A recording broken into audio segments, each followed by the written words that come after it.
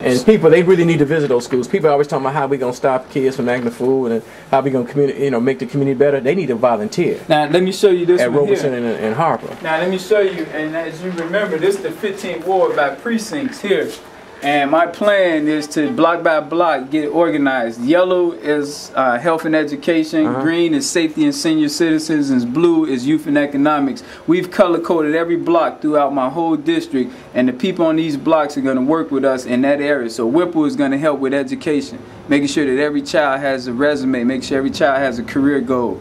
Albany or any of the blue blocks going to make sure the kids are traveling to Detroit, St. Louis, Birmingham. Green is safety and seniors. We're going to make sure our young people have smoke alarms, that each family has smoke alarm. We know who the sex offenders are throughout our district. And this is every block color-coded throughout the whole 32nd district. Syron Smith, you're not running a traditional campaign. Oh, this is totally This is not a traditional campaign. You got to get that phone call, man? No. Okay, cool. I know the phone will be ringing, man, early in the morning. But I'm saying you're not running a traditional campaign. You're merging your community organizing skills with your now political skills. Listen, at the end of the day, power to the people. We're just organizing them in a way so that the power can be theirs. When Kedzie and the yellow block know that we have 13 people that dropped out, they can start working toward getting them guys and girls their GED. When the people on Troy identify 4 families without smoke alarms, now we can make sure they have a smoke alarm so that they don't perish in a fire. So we're really organizing village by village, block by block, house by house, and person by person.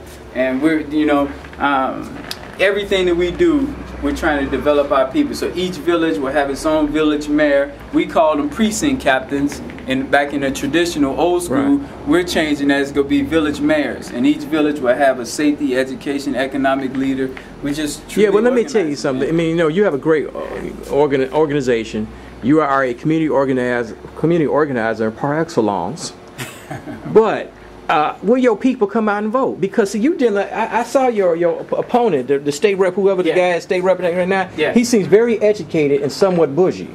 And I like bougie. Don't get me wrong. I like bougie people. But a lot of folks that would say, Mr. Syron Smith, you're a nice guy. Come over here. I can get lights over better. Okay, Mr. Syron Smith, I like you, but let me tell you something real quick.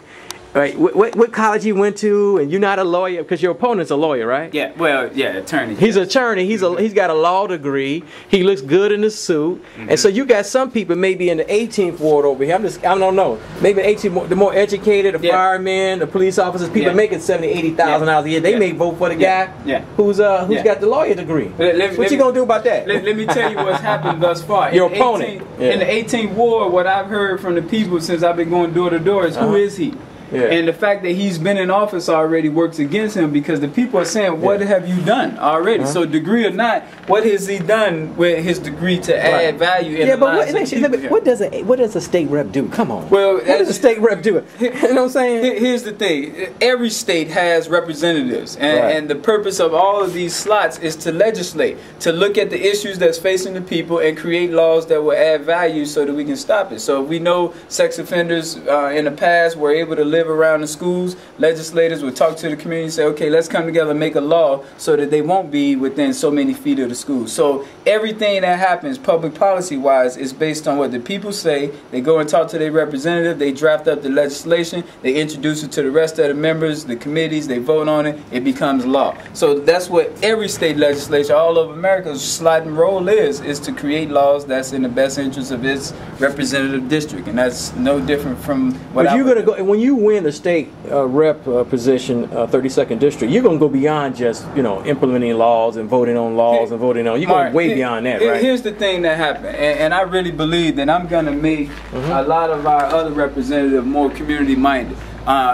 3 weeks ago, 2 of my friends were murdered. They came home from college on the west side, right across from the school I graduated. On the west side, though, right? Yeah. They were murdered. I was out there with the people doing the video, a YouTube video, and some of the people said, where's our representative? They wanted to know where their representative was, and I was out there. I'm going to continue block by block, being wherever I need to be to add value. Let's get to nitty-gritty. I'm sorry. Let me get you. I do this when I have Phil Jackson, a lot of my friends that ran for office.